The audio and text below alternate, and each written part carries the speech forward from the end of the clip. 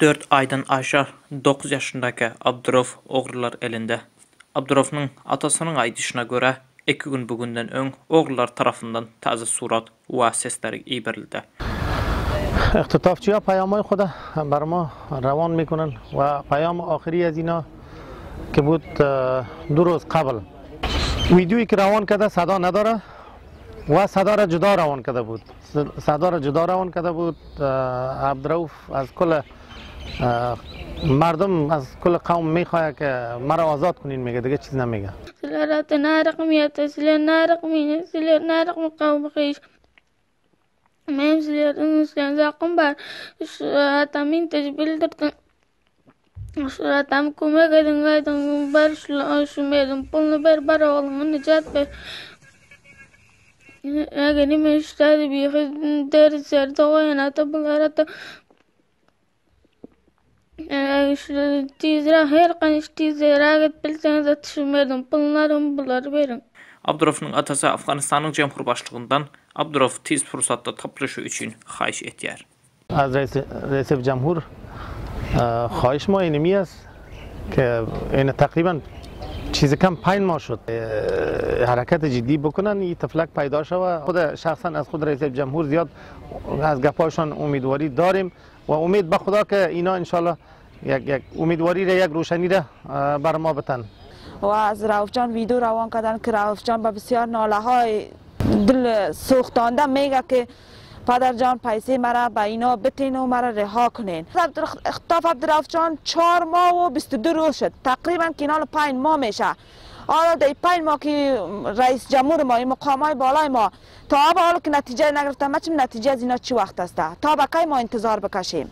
Ve başka bir taraftan Abdurov'un atası Afganistan'ın marşalından hem narazılık bildiriyor. Sebebi Türkmen milletinin heyetleri Kabul'a baran suratında Afganistan'ın marşalı onları karşı almadığını aytıyor. Bizlerin gilemiz şu ki marşal tabi dostumdan bizler bardık 14 günlap Kabul'da yattık. 9 günlap işinde qarab yattık. Ne için bizlere huzuruna gepleşmeni kabul etmedi. İlletine meka şunu bizler bir bilsek olacak. Türkmen halkı bolup. Özleri aydında aytıyor, men Türkmen Özbek'in rehberi diyor. Eğer Türkmen Özbek'in rehberi olsa, bir müşkil üstüne gelende rehber olup hal edecekler olsa ona el rehber ekene. Men bilmedim ben düşünmedim ben. Neçe gülle bir işin diye tıkayttık. Ne için koymadı? Reis Cemhur'dan ay makamı yukarıdan.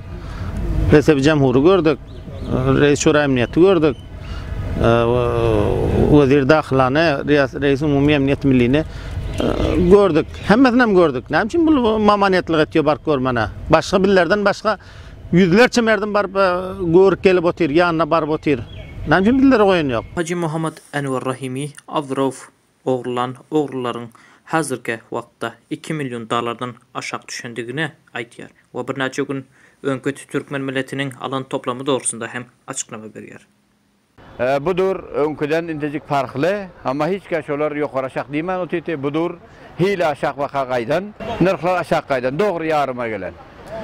Ama bu olarından bir intecik billere neme görkezişi ki indi biraz rahat yoramada çeke geleceği ama biz bir gepte duruz ki bize devletmenler ne adı alıp verse şöyle alıp versin ama devlet buna cevap etmesi gerek. Safahat Şamal'da yaşayan Türkmenler bilen öz bilişiniz yani biz yaşlılar bilen komisyon bilen celsemizi alıp geçtik. Ama bu celsede ahirin faysalamız şu oldu ki biz her ulusallıktan 5 nefer ve her nahiyeden 5 nefer biz takriben 200 nefer yani uğraş şu haymada bir bat durmalı olduk. Ama bunun için ki biz taze ilin dabdavaları aladaları var. Biz şu taze ilin aladası öteyince şu 200 nefer bilen şurada özümüzün durmuşumuzu saklap ötecek.